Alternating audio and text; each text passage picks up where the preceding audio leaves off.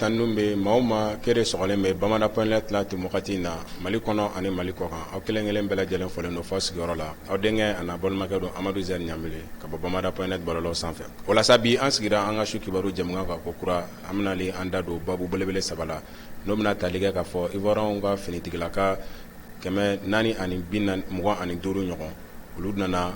Tombouctou mara kɔnɔna la kɛrɛnkɛrɛnna MINUSMA ka mission tɔgɔ la o y'an ka kunnafoni fɔlɔ kunnafoni filala o bɛna tali kɛ an ka ministre kɔrɔ ministre de la culture et des affaires religieuses Ibrahim Boubacar Keita ala ka hinɛ la ale ka fanga wagati la ni o ministre tɔgɔ Thierno Thiam n'ale minɛlen don depuis décembre kalo tɛmɛnen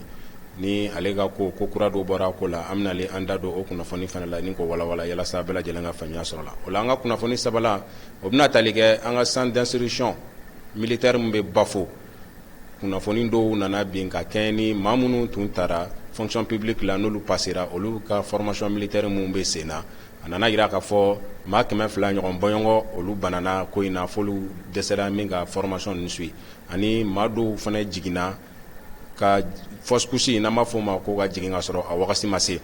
ani maa dɔw yɛrɛ fana ko k'olu bɛ a ko ɲɔngiri ko ka sabu kɛ ko u bɛ ka formation mun da olu kun ka formation gɛlɛya kama ko olu bɛ ko in ɲɔngiri an bɛna da don kunnafoni fana la ni ko walawala yalasa bɛɛ lajɛlen ka faamuya sɔrɔ la o la ni tumani kojo de don n'ale ye baara kɛ ɲɔgɔn ye n'ale bɛna jɛ ka bin masala ninnu kɛ ɲɔgɔn fɛ mais kuma d'a ma fɔlɔ a ka foli di an filɛbagaw ma an bɛ sɔrɔ ka tɛmɛ n'an ka babu ye tumani kojo salamu aleykum kɔri baasi t'i la folikan jumɛn b'i bolo ka di an filɛbagaw ma nin wagati na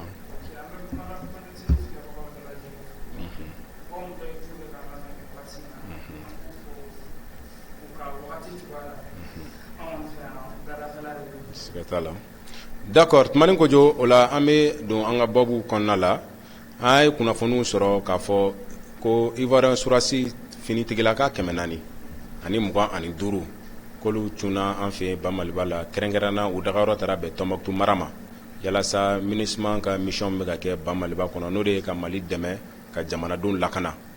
an dun y'a ye gɛlɛya caman o bɛ Ivoire ni Mali cɛ nin wagati laban ninnu na n'o bɛ tali kɛ u ka finitigila ka 49 ka minɛliko la nka o bɛɛ n'a ta Ivoiriens nana n'u ban n'u k'u ka kɛlɛkɛcɛw bila ka na an ka jamana dɛmɛ k'an ka jamanadenw lakana yala nin kunnafoni i bɛ se ka mun fɔ an n'an filɛbagaw ye.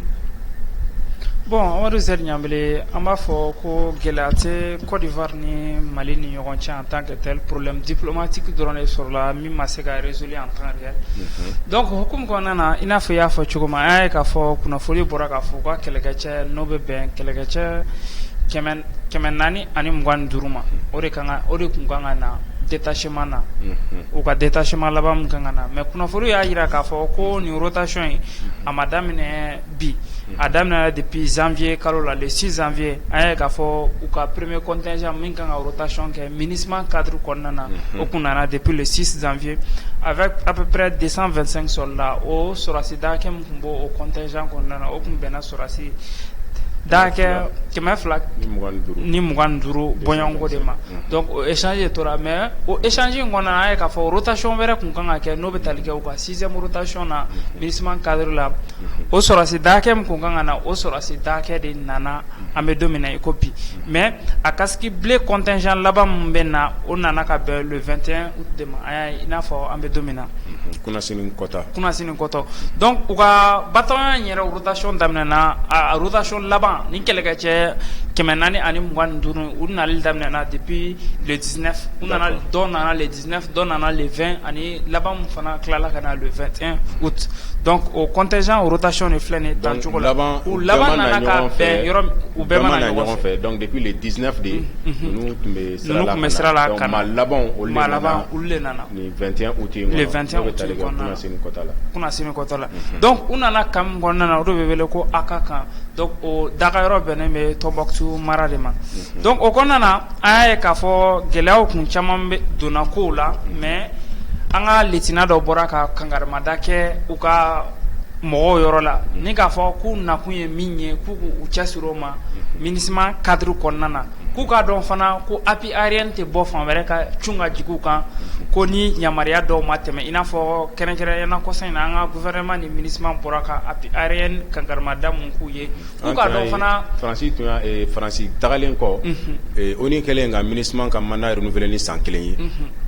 MINUSMA y'a demandé ko ka appui aérien d'olu ma ko Faransi k'u dɛmɛ ni appui aérien ye o dun kɛti o yɛrɛ kɛti mun ni MINUSMA o laɲini Mali gouvernement ko t'ale fɛla ye ko ni aide appui aérien kan ka kɛ k'a bɛ dan Mali yɛrɛ kɔnɔ wa ni hali k'a bɛ na don n'a nataw la jamana wɛrɛ b'a kɛ o yamaruya kan ka ɲini fɔlɔ an ka gouvernement fɛ kosɛbɛ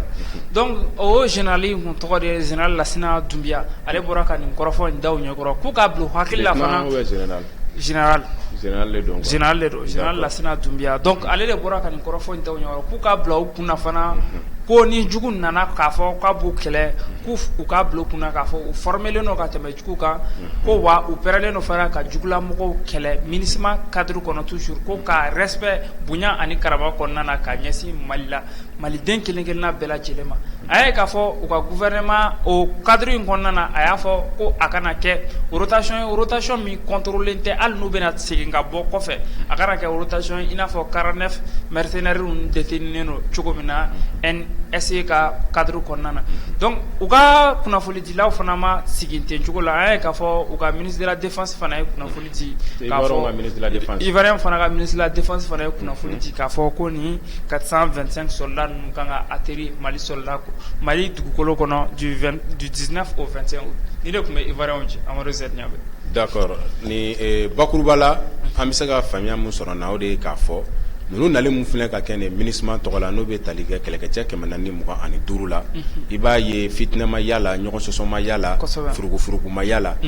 bari depuis u ma wuli u wuliyɔrɔ la u ye Mali gouvernement ladɔnniya k'a fɔ k'u ka nin kɛlɛkɛcɛw bɛ ka na MINUSMA tɔgɔ la wa fɛnɛ u kan ka na don mun na ani u ka mɔgɔ laban fɛnɛ bɛna don mun na u y'o kunnafoni fɛnɛ ye n'o bɛ tali kɛ le 19 ka taa bila le 21 la u y'a fɔ cogo min na u y'a waleya o cogo kelen fɛ hakili la ni 49 militaires ko in tun kɛra ten Mani Kojo ɲɔgɔn faamuyabaliya mun bɛ ani Ivoirien cɛ a tun tɛ se nin ma hakili la an filɛbagaw ye faamuya caman sɔrɔ nin walawalali na kumakan laban jɔ n bolo nin babu kɔnɔ yan'an ka don an ka bon ni babu in kɔnɔna na Ɲamele i n'a fɔ i y'a fɔ cogo min na rotation n'a bɛ kɛ a ka kɛ clearance kɔnɔna na n'o y'a sɔrɔ falen bɛ kɛ contingent ni ɲɔgɔn cɛ ni rotation ye Maliyɛnw b'a kalama k'a fɔ ko nin y'u ka 6e rotation de ni contingent min bɛ ka taalen Maliyɛnw y'a ye k'a fɔ ni contingent na sugu u bɛ rotation kɛ nin y'a 6e fois de nin y'u ka sɛgɛnnabiɲɛ lafɔla ye fo ka taa fɔ siɲɛ 6 bɔɲɔgɔnko la donc u bɛ ɲɔgɔn nɔnna bila siɲɛ 6nan de ye nin ye a kɛra cadre min kɔnɔna na fana a kɛra clearance kɔnɔna na puisque u ka gouvernement bɔra ka communication kɛ k'a fɔ u ka maaw bɛ nalen u ka 6e rotation na an ka gouvernement fana y'a dɔn k'a fɔ ninnu maa ninnu u bisimilatɔla don kan mun kɔnɔ o dɔnnen don u nana mission mun na o dɔnnen don u bɛ maa kofɔlen min ka baara la o fana dɔnnen don u bɛ ci mun na Mali kɔnɔ u kelen kelenna bɛɛ lajɛlen ka adresse dɔnnen don Mali kɔnɔna na donc an ka gouvernement fana bɛ se ka conseiller mun d'u ma u y'o conseil d'u ma bonya ani karama kɔnɔna na donc ni fɔlɔ fana ta in rotation ye 49 militaires rotation in fana kun kɛra nin kɛcogo la Amadou Z Ɲambele an tun b'a danganiya k'a fɔ bi bi in na mɔgɔ mun u tun bɛ MCA mun na u tɛ se fo o niveau la. Siga t'a la. D'accord Mani Kojo an hakili la halisa an filɛbagaw bɛ ka faamuya sɔrɔ kɔrɔfɔ la o la an b'an senfa ni ka don an ka bi kunnafoni filanan na n'o de bɛ tali kɛ an ka ministre kɔrɔ ni o tɔgɔ Thierno Thiam a ji bɛ ka tile la. Thierno Umar Amadou Diallo. Thierno Umar Amadou Diallo. An ka ministre de la culte et des affaires religieuses ale tun ye o de ye Ibrahim Boubacar tile wagati la ala ka hinɛ la an ye k'a fɔ ko depuis décembre kalo 2021 kɔnɔna la ale tun tɛgɛ dara a kan ka sabu kɛ ko a ye jamana nafolo dɔw kasabi o la an y'a ye depuis tɛgɛ dara kan o la a bilara bɛrɛ la a b'o o bɛrɛ la fo kana se bi ma nka kɔsan na kunnafoniw nana bɔ ni a ye k'a fɔ ko walasa k'a ka liberté provisoire sɔrɔ ko a ɲinina fɛ ko a ka miliyɔn 30 bɔɲɔgɔn ko k'o sara k'a ni ko a ka titre foncier dugukolo mun n'an b'a fɔ ko titre foncier n'o ye sɛbɛn min b'a yira ko dugukolo ye maa ta ye ko o titre foncier den 7 ɲɔgɔn bɔɲɔgɔn ko o fana minɛna a la o la tumani kojo e mun y'i senfa ni ka taa ni kunnafoni ta fa sun na k'a ko sɛgɛsɛgɛ yala nin walawala yalasa an filɛbagaw ka se ka faamuya caman sɔrɔ nin ko in na. Bon Amadu Sɛri Ɲanbele m'a fɔ ye ko don o don kabako ko de bɛ kɛ Mali kɔnɔna na ni fama mun ye fama bulonda sɔrɔ an b'a ye k'a fɔ kabako ko histoire de bɛ bɔ a kama i y'a fɔ cogo min Cɛrno Umaru Amadu Jalo fulakɛ ale kun ye ministre des affaires religieuses et de la culte an b'a ye k'a fɔ fula ka diinɛ ko a ka bon kosɛbɛ ale kun ye diinɛ minisiriso kalifalen kun b'a ma n'i y'a ye k'a fɔ Ibrahim Boubacar Keita tile de la nin waleya ninnu kɛra parce que a kun ye ministre des affaires religieuses ye k'a to hali Hasimi ni Bandaw ninnu tile la mais i bɛ ka tile de la a yira k'a fɔ ko nin tiɲɛni ninnu kɛra a kun o kama ɲangini kun dara kan k'a minɛ k'a placer sous mandat de dépôt depuis décembre 2021 san 2022 san 2021 o décembre kalo kɔnɔna na kun ye boloda kan k'a fɔ ko enregistrement illicite dɔ b'a kun ni jamana fama bɛɛ bɛ contrôler k'a yira nafolo dakɛ min b'i bolo mais ale taw sɛgɛsɛgɛra ka sɔrɔ source fiable ma sɔrɔ a la n'o bɛ tali kɛ so 3 kun b'a bolo so 3 yira a bolo k'a fɔ ko ninnu so jɔlenw de don so jɔlen dafalenw olu 3 kun b'a bolo a ye k'a fɔ ninnu so ninnu u jɔra lahala min na wari min donna so in na so in valeur ana a ka baarada a ka sɔrɔ olu tɛ ɲɔgɔn ɲɛ sira la o bɔlen kɔ a la a yirala k'a fɔ ko dugukolo kɔni ye min ye dugukolo 51 ye o tun bɛ nin cɛ kofɔlen in bolo Amadu Sɛri Ɲanbele dugukolo jɔbali ba Maliba la mɔgɔ kelen dɔw bɛ duko gɛlɛya la mais dugukolo 51 o tun b'ale bolo n'i y'a ye k'a fɔ dugukolo 51 a bɛɛ titre foncier fana o fana b'ale kun o fana kun b'a bolo ko n'i kun y'a ye k'a fɔ ko nin dugukolo 51 cɛla ko 3 kun bɛ 5 kun bɛ yen o kun bilalen don a denw kɔni tɔgɔ la 50 ale ni 1 51 o 51 cɛla dugukolo 5 o kun bilalen don a denw cɛla a denw tɔgɔ la o y'a denw tɔgɔ la ko ye a tɔ ye nka ale yɛrɛ ka so 3 fana bannen don o b'a yɛrɛ fɛ yen o fana b'ale fɛ yen o y'a ka so mun jɔra ka ban so mun lakodɔnna donc o bɔlen kɔ a ye sɛgɛsɛgɛliw continué na toujours u y'a jira k'a fɔ ko so 47 o fana tun b'a bolo dogo la o ye concession rurale ye o ye so mun b'a bolo so mun yɛrɛ kelen b'a bolo dugu ni ɲɔgɔn cɛ so 47 47 concession rurale k'o bɛɛ sɔrɔ cogo di donc o tun b'a bolo o so ninnu n'i y'a ta k'a lajɛ k'a valeur tun bɛ taa fo 355 millions de la million 355 donc o so ninnu valeur tun bɛ taa o so ninnu kelen-kelenna bɛɛ valeur tun bɛ t'o de la so ni kelen-kelen a so yɛrɛ kelen de ye kelen-kelen valeur tun bɛ taa 41 yɛrɛ bɛɛ faralen ɲɔgɔn kan o t'a 41 fara o kelen-kelen de ye million 300 million 355 n'i ye 355 million n'i y'o sigiyɔrɔma 41 ta tuma ni kojo o tɛna taa bɔ ni miliyariw ye donc o budget tun ma se ka justifier ni mɔgɔ kofɔlen in bolo donc o kɛra wusa hakili wose an ka jamana finitigilakaw ma u ye sɛgɛsɛgɛli kɛ sɛgɛsɛgɛli kɛlen kɔfɛ a yirala k'a fɔ ko jo tun tɛ nin maa kofɔlen in bolo a bɛ baara min na ani nin fɛn ninnu sɔrɔla cogo min na a bɛ komi a ye jamana ta dɔ ni puruti ka fara a bolo kan donc hukumu kɔnɔna na u y'a essayer ka placer sous mandat de dépôt a yirala k'a fɔ ko nin maa kofɔlen a kelen ma placer sous mandat de dépôt mais mɔgɔ caman placera a kɔfɛ sous mandat de dépôt mais le 17 août n'o bɛnna dɔgɔkun tɛmɛnen ma an y'a ye k'a fɔ ko liberté provisoire kɔni dira ma mais liberté provisoire in a dira ma ni condition dɔw de ye n'o bɛ tali kɛ ka million 30 ɲɔgɔn sara ni k'a ka titre foncier a ka dugukolo titre foncier 7 ɲɔgɔn bila fɔlɔ sariya kunda yanni lafiya badabada ka d'a ma donc ni cɛ kofɔlen Amadu Sɛri Ɲanbele i b'a ye k'a fɔ vraiment an b'an ka kiiri tigilamɔgɔw fo ni mɔgɔ min kɔni ye tiɲɛni kɛ hali n'a ka tiɲɛni nɔda juguyara cogo cogo lafiya da kan ka d'a ma mais n'i ma ɲɛ i bɛ lafiya d'a ma i bɛ ɲaŋini dɔ de d'a ma min a ye tiɲɛni mun ɲɔgɔn kɛ faso ta bon ni maa kofɔlen n'i y'a lajɛ k'a fɔ ko nin dugukolo kelen-kelen min b'a bolo dugukolo 41 ayi dugukolo 51 o ye dugukolo jɔbali ye so 3 o fana valeur ma se ka dɔn Amadou Zɛri Ɲamɛlɛ concession royale 47 bɛ mɔgɔ min bolo n'i ye nin dugukolo kofɔlen na n'i ye titre foncier 7 sama ka bɔ la o bɛ mun tiɲɛ o tigi hali ni nin titre foncier 7 ye hali ni gouvernement ma sigi a kan est ce que o na fɛn tiɲɛ ye an bɛ danganiya kɛ o ye kelen fɔlɔ 30 millions kuma min fɔra oui wari 30 millions ye wari ye mais a ka dugukolo concession royale kelen min bɛ minnu bɛ taa fo 355 millions o kelen na n'o dugukolo kelen na n'i ye 30 millions bɔ la o bɛ mun tiɲɛ ni ma fɔ fɔlɔ donc a bɛ komi a ma fɛn bila jamana bolo n'i y'a ye k'a fɔ tiɲɛni mu a y'a don jamana kun ne ka sɔrɔ a ye nin wari in bɛɛ bɔ faso wari de kɔnɔ Tumani Kojo nin fitinin nin ye ka fitinin de ta a bɛna fɔ n'i ye bɔnni fa bafaji la nka a mana don jamana kɛsu fɛn la a bɛ se ka kɛ ka wo dɔw datugu ni bɛɛ bɛ sonyɛli kɛ tan ni sonyɛlikɛla bɛɛ bɛ ka koron tan k'a ye fɛn mun ta ka don mina la yalasa faso k'a ka halala daw dɔw sɔrɔ nka Tumani Kojo o ma dɔn jamana ɲɛmaaw ye liberté provisoire in d'a ma ni ka nin fɛn ninnu minɛ a minɛna kun do o de kama don n'a nataw la ni évolution minnu bɔra la an bɛna olu fɛnɛ walawala yalasa an filɛbagaw ka faamuya sɔrɔ la o la yan'an ka bɔ nin babu fɛnɛ kɔnɔ kumakan laban jumɛn b'i bolo ka fara fɔtaw kan bon Amadou Zɛri Ɲamɛlɛ fɔta laban min bɛ n bolo nin cɛ in ka ko kan ne yɛrɛ tun b'a dɔn kosɛbɛ parce que mɔgɔ min de tun don tiɲɛna n tun tɛ se ka danganiya k'a fɔ a bɛ ye nin kunna sugu ninnu na fo n'a kɛra k'a fɔ ko bi ko tɛgɛ dara kan maa min de don n'i y'a ye a ka diinɛ ko ka bon kosɛbɛ e maa min yɛrɛ diinɛ minisiriso kalifalen min ma Amadou Zɛri Ɲamɛlɛ nin bɛ sigasigana ninnu don kow la i bɛ diinɛ min na nin b'a sigasigana don mɔgɔw la fɔlɔ est ce que o diinɛ ye tiɲɛ diinɛ ye fɔlɔ o bɔlen kɔ a la ale bɛ se ka nin détournement in bɛɛ kɛ cogo di maa kelen Amadou Zɛri Ɲamɛlɛ dɔw bɛ carré kɔnɔ u bɛ so ɲini na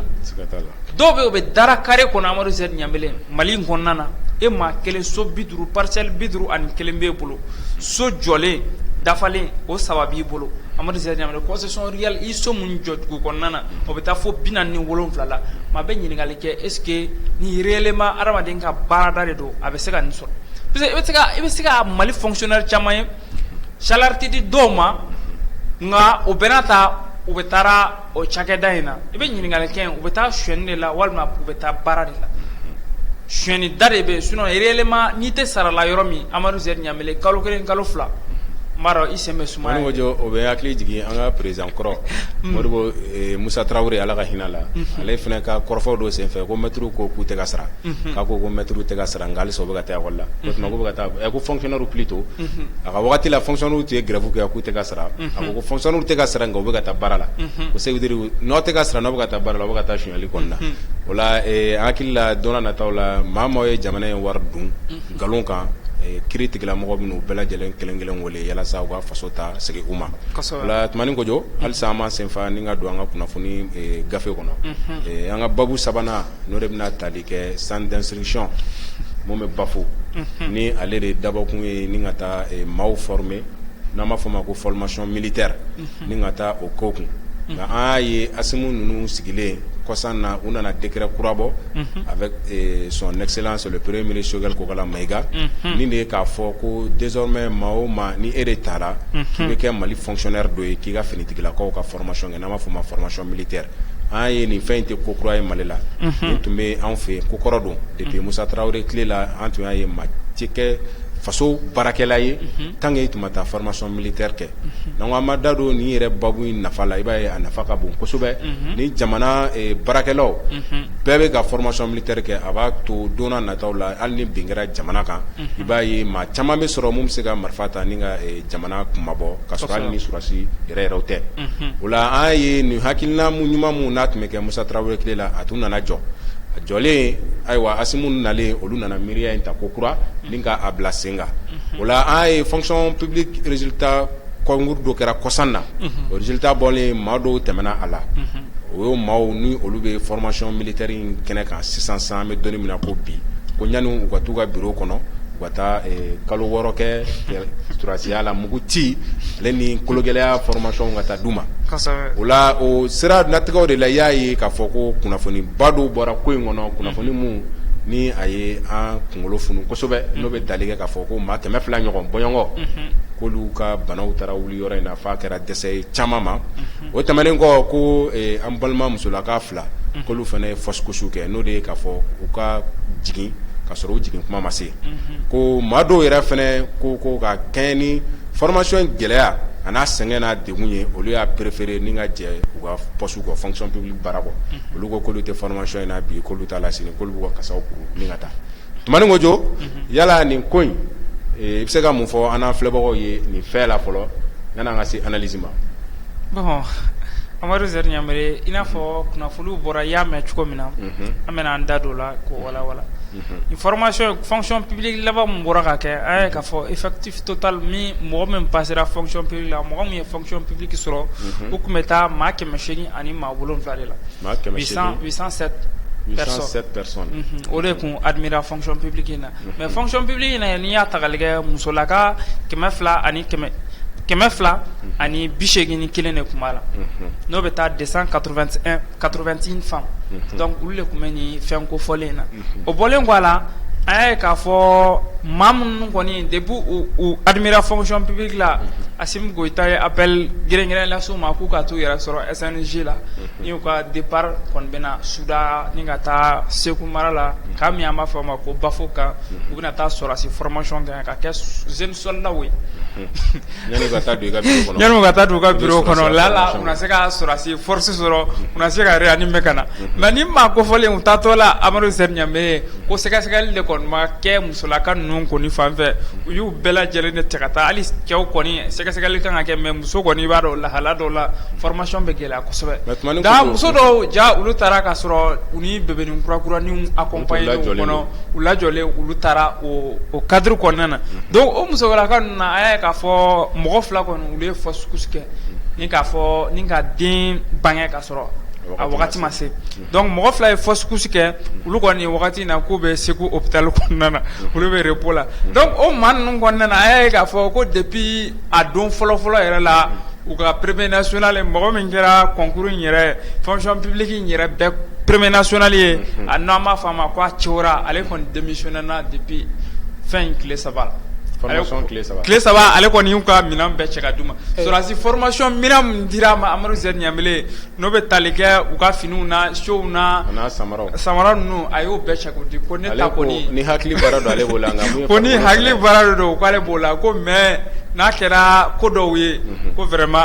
ale fonction yɛrɛ ale ka ɲi ale kɔni démissionné la fonction na depuis a ma sigi a ka bureau kɔnɔ ale démissionné na fɔlɔ o bɔlen kɔ a la maa tɔ ninnu olu continué na u ka formation na maa ninnu yɛrɛ u taara kalo jumɛn an ka hakili lajiginkew la maa ninnu taara juillet kalo de la n'o bɛ tali kɛ kalo tɛmɛnen na maa ninnu taara o de la ma kalo 2 sɔrɔ fɔlɔ yɛrɛ ma kalo 2 sɔrɔ fɔlɔ donc maa ninnu taara o cadre de kɔnɔna na an ye k'a fɔ u kan ka formation ko formation kuru kara kan ka bɛn kalo 6 de ma Amadu Zɛri Ɲanbele nka kalo 1 formation kɔfɛ u ye jateminɛw kɛ k'a fɔ ko maa mun man kɛnɛ maa mun banabagatɔ mun sɔrɔla banabagatɔ 200 o de sɔrɔla nin yɔrɔ kofɔlen ninnu na nka o bɔlen kɔ a la an ye k'a fɔ i n'a fɔ an y'a fɔ so 2 fois olu sɔrɔla maa 200 bɔɲɔgɔnko fana olu fana kɔni olu tɛ ka ye bilen olu ko t'a la olu ye koko ta wa Amadu Zɛri Ɲanbele ils sont pour le moment indisponibles ils ont disparu olu tunna de olu ye koko ta sufɛ wa Amadu Zɛri Ɲanbele u bɛ lahalaya min na u taara u dogo k'anw parti dɔ de la wa o maa 200 ninnu kɔni o bɔɲɔgɔnko tɛ ka ye maa ye ninnu ko ninnu na ko parce que ko formation min bɛ ka d'u kan ko a ɲangini barika bonyana alors que u taara 6 mois de formation na mais formation in y'a ta k'a lajɛ kalo 5 de tor'u ye 1 mois kɔnɔna na an ye k'a fɔ maa 2 ye fausse couche kɛ maa 200 o ye bana sɔrɔ maa 200 tuguni Amadu Zɛri Ɲanbele o tununa kalo 1 kɔnɔna na donc a b'a jira k'a fɔ maa tilankɛ kɔni o t'a la bilen donc o kɔnɔna na u y'a fɔ ko o si tɛ basi ye dɔw kɔni bɛ ka damakasi kɛ min na dɔw ko nin formation in kɔni o ma kɛ basi ye u bɛ ka damakasi kɛ min na walasa u ka se ka wari dɔɔni sɔrɔ k'u ka denbayaw lahinɛ parce que n'i y'a ye k'a fɔ ko ni maa kofɔlen ninnu caman tun bɛ baara misɛnnin caman na n'a fɔra k'olu ye kalo 1 danbile kɛ tan kalo 1 tɛmɛnen kɔfɛ gouvernement ma u janto olu la k'a sɔrɔ olu dun considérelen don an bɛ don min na ko bi ko jamana fonctionnaire dɔw de kalo 1 kɔni baara kɛlen formation kɛlen nin kan kofɔlen kɔnɔ ko hali dɔrɔmɛ ma jigin ninnu ka compte bancaire kɔnɔ koyi ko a dɔw dun tun bɛ baara misɛnnin caman na dɔw ye denbatigiw de ye est ce que u bɛ se ka kalo 6 kɛ k'a sɔrɔ u ka denbaya la comme ça fonction t'u bolo denbaya bɛna se ka balo cogo jumɛn dɔw ka damakasi ye nin de ko nka ko ni Assimi Goïta n'a ka gouvernement maaw ma lajɛ u ye wele bila ministre de ministre som ɲɛsinnen bɛ sport kunkanko ma n'o bɛ tali kɛ Musa Aktayɛr la u ye wele bila ale ma walasa ale ka se ka nin formation in kɔni a ka se ka taa gouvernement ma voix u ka se ka nin formation in atteindre cogo min na walima u ka formation in u ye laɲini fila de kɛ soit u ka formation in durée diminuer walima formation in a juguya selen bɛ degré min ma u ka dɔ bɔ a dosi la walasa maa minnu tora yen olu bɛ se ka fonction continuer cogo jumɛn sinon bibi na Mali la est-ce que ni fonction publique la sera Amadou Zer Ɲambele mɔgɔ n'a présenté bilen. Tumani Kojo hakili la kɔrɔfɔ in an filɛbagaw ye faamuya caman sɔrɔ a la nka n'i y'a ta k'a lajɛ sɔrɔsiya formation ye fɛn dɔ ye n'i y'a lajɛ n'a bɛ ka kɛ an b'a ye siko b'a la kɛrɛnkɛrɛnnenya a caman bɛ fɔ ko san 18 ni ka taa bila san 22 hali ni k'a sɔrɔ sa maa dɔw bɛ taa u san 30 kɔnɔna la ka kɛ ni papier yɛlɛma ni fɛnw ye ani relation ye nka fonction publique dun na an b'a ye o tɛ o la fonction publique la siw bɛ janfa kuma dɔw la a bɛ ɲini fo ka taa se 30 35 28 fo ka taa se 45 ma a Tumani Kojo n'i y'a lajɛ maa mun nana o lahalaya la ni ka na k'a bɛna fonction kɛ n'i ma ɲa k'i bɛ taa formation militaire k'o kun a nafa ka bon kosɛbɛ don n'a nataw la a tigi bɛ se ka jamana kumabɔ Ala k'an kisi ni kɛlɛ binna an kan nka n'i ko i bɛ taa olu ka formation kɛ i n'a fɔ maa mun yɛrɛ bɛ ka na sɔrɔsiya yɛrɛ de kɛrɛnkɛrɛnnenya kama i b'a ye Tumani Kojo a kuma misɛnnin bɛ caya kosɛbɛ hali n'i y'a lajɛ an balimamuso minnu ni olu ye FOSCOUS kɛ sinon an b'a dɔn c'est vrai kɔsan na an y'olu waleyaw fana Mali kɔnɔ formation kɛra militaire yɛrɛ minnu tun kan ka taa finitigiya yɛrɛ kama a taara ye k'a fɔ ko muso kɔnɔmanw yera a kɔnɔ donc polisiw ka formation na ye muso kɔnɔmanw taara ye dɔw yɛrɛ fana ka centre kɔnɔna la dɔw ye kɔnɔ ta ye o kɔnɔ tacogo fana ma dɔn donc n'i y'a ta k'a fara ɲɔgɔn kan an bɛ se k'a fɔ olu waleyaw bɛ se ka kɛ nka minnu bɛ ka taa nin fonction publique in na olu ka lahalaya ni mun yɛrɛ nakun ye sɔrɔsiya ye a ma nɔgɔn dɔɔnin o de bɛ na ni a ye k'a fɔ hali i y'a ye maa 200 n'olu ko k'u t'a la yɛrɛ b'a ye depuis ye ko haminaw tɛ kelen ye hakilinaw tɛ kelen sinon maa minnu bɛ taa militaire la an yɛrɛ b'a ye tiɲɛ yɛrɛ la a caman bɛ yen u bɛ gɛlɛya sɔrɔ u bɛ nimisa dɔw yɛrɛ b'a fɔ ko olu nimisara mun u nana sɔrɔsiya la nka u b'a teni an ye fana o mɔgɔ k'a fɔ ko n t'a la u ka dɔgɔn kosɛbɛ olu dun bɛ to ka mɔgɔ ta 1000 2000 mais an tɛ nin waleya ninnu mɛn voilà nin dun ye fonction publique de ye donc nin formation contingent fɔlɔ min yɛrɛ donnen filɛ nin ye maa 800 taara ko mun na ni 400 nana 200 nana bana ka dɛsɛ 200 ka tunu a Tumani Kojo o ko bɛ se kalo 6 ma kalo 1 kɔnɔ n'o jaabi ye nin ma ko kalo 6 laman dɔn o kama u ye welewele da mɔgɔ ma Amadou Zer Ɲambele n b'a fɔ ye ko bibi na n'u ye nin fɛn intégré vraiment c'est une bonne chose fɛn ɲɛnama de don puisque an b'a ye k'a fɔ fonction caman na centre ninnu kɔnɔna nord ninnu kɔnɔna la fonctionnaire caman b'a a fɔ ko insécurité de bɛ olu tɛ taa mais n'i ye fonctionnaire yɛrɛ sɔrɔsilama bila ka taa yen ko est ce que a bɛna ban ka taa ko insécurité ko puisque déjà a yɛrɛ bɛ se k'a yɛrɛ protéger non seulement hali ni agression kɛra a ka famille la a bɛ se k'a yɛrɛ défend fana donc nin ko in kɛkun y'o de ye mais a bɛ ka taa cogoya min na ni réellement n'i y'a essayer ka ninnu kɛ i b'a fɔ ko sɔrɔsi den n'i y'a essayer ka ninnu former ko sɔrɔsi yɛrɛ bɛ former cogo min na tiɲɛna an b'a miiri k'a fɔ a ko bɛ sɔn ka ca sɔrɔsi ka formation yɛrɛ la an b'a ye k'a fɔ kabenenkɔrɔ yɛrɛ bɛ dɛsɛ f'a bɛ tanya wagati dɔw la donc ka taa formation dɔw labin k'a bin cɛkɔrɔbaw kan an b'a ye k'a fɔ ani maa minnu t'u kɔnɔ an ka fonction publique dunna mɔgɔ min bɛ recruter majoritairement a bɛ taa sɔrɔ u siw taara dɛ a caman donna 30 kɔnɔna na dɔw yɛrɛ bɛ tɛmɛ 30 ninnu kan voilà dɔw bɛ taa fonction publique la ka fɔ o degré la dɔw dun bɛ yen sɔgɔma ala dugujɛ u bɛ moto ta u sera baarakɛyɔrɔ la u jiginna u donna bureau kɔnɔ u bɔra moto kelen bɛ ta u sera u seyɔrɔ la u jiginna u donna hali tagama ka gɛlɛn dɔw ma n'i taara o bila boli ni donnitaw ni ko mouvement dɔw la tiɲɛna Amadou Zer Ɲambele kalo kelen bɛ dafa yɔrɔ min an b'a dɔn k'a fɔ a bɛ na ni degun caman ye hakilina in ka ɲi an b'an ka autorités fo nin waleya in na kosɛbɛ hakili la don n'a nataw la maa minnu bɛna don fonction publique la bɛna formation dɔw bɛrɛ bɛn n'u ye hali ni a marifaci fanga ka bonya n'a manœuvrage ye parce que i ka dege marifaci la i tɛgɛ ka jɛ o la o nafa ka bon kosɛbɛ sinon n'i ko i b'a physiquement k'i b'a dɔw sɛgɛn i b'a ye caman bɛ i da falen sinon yɛrɛ k'a lajɛ premier national fonction publique la o yɛrɛ taara tile 3 ko k'ale t'a la yɛrɛ b'a dɔn kɔni ni dɔnniya don dɔnniya b'o la dɛ Amadou Zer Ɲambele dɔnniya b'a la mais voilà sɔrɔsiya fana ni kalan tɛ kelen an ka tiɲɛ fɔ sɔrɔsiya ni kalan tɛ voilà donc sɔrɔsiya y'a dama métier de fonctionnaire fana y'a dama métier de nka ni fonctionnaire ni dɔnniya dɔɔnin b'i la sɔrɔsiya domaine na a nafa ka bon fɛn in nafa n'an da don a la bi an tɛ tila nka a k'a lajɛ u ka fonctionnaires ta kɛ cadence dɔ ye quoi olu ka rythme dɔgɔya et puis olu ka kisɛ ci fanga de bonya ni bolokuru ni ɲaniw ye. Amadu Zɛri Ɲamɛlɛ i bɛ ɲina min kɔ fana président Mandela fana sɔrɔsi dɔ dɛ. Sɔrɔsi fanga de la. An ka premier donc national bɛɛ k'a sigi ni sɔrɔsi formation ye. ouais tumani ko an mago bɛ hakili kunkolo dumanw fana la. An ka premier national fonction publique la ale ka ɲi fonction kɔnɔ kosɛbɛ parce que o b'a jira ko maa min don intelligence ka bon donc an kana a bɛɛ kɛ fanga ye c'est vrai an bɛ sɔrɔsiya domaine na nka an kana a bɛɛ kɛ fanga ye. tumani ko jo an hakili la an filɛbagaw ye faamuya caman sɔrɔ nin kɔrɔfɔ ninnu na jamukan bɛ ka se a kuncɛyɔrɔ la an bɛ kumakan laban segin ma halisa yan'an ka babu datugu. Amadu Zɛri Ɲamɛlɛ kumakan laban min bɛ n bolo ka bɔ nin babu in kɔnɔna na toujours an b'a fɔ an filɛbagaw ye u k'u tulo majɔ Mali ye fɛn min ye jamana nafama de don. Siga t'a la. Jamana min de don an y'a ye k'a fɔ dignité bɛ sɔrɔ jamana min na o de don reconnaissance bɛ jamana min na o de don n'an k'a dun o bɛ Mali de kɔnɔ fana ka ca donc o la ni jamana in sera niveau dɔ ma il est temps que an k'an bolo di ɲɔgɔn ma an ka faso in jɔ cogo min na an bɛ se ka taga ɲɛ. D'accord. Hakili la faamuya caman sɔrɔla an ka nin kɔrɔfɔ ninnu na bamada.net kanubagaw aw fɛn fɛn tun sɔngɔnnen b'a la nin wagati in na an b'a fɔ a ye ko ne tun ye aw tulo ani aw ɲɛ garisɛgɛ aw k'an bɛn sigi wɛrɛ wasalaam.